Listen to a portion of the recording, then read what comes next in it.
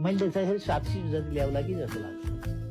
कति भन्नु 7 जम्मा थोरै भयो 7 भने 1 2 3 4 5 औला सिद्धि 6 7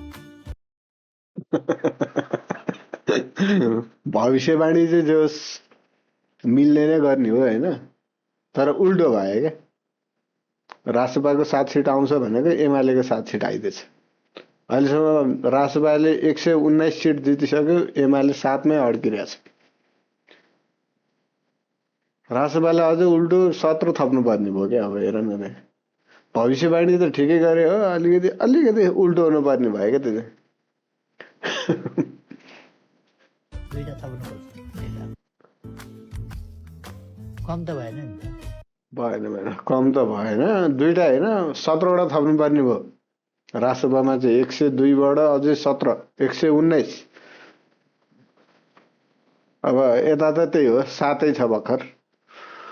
अब दुईटा चाहिँ योभन्दा बढी जित्ने हो कि जस्तो देखिन्छ, तर अहिलेसम्म चाहिँ भविष्यवाणी जे होस् मिलेको छ। ज्योतिष हुनुपर्ने मान्छे यार प्रधानमन्त्रीको सिटको लागि कुदेर त्यट हुन त ज्योतिष भएको भए पनि भविष्यवाणी उल्टो गर्ने रहेछन्।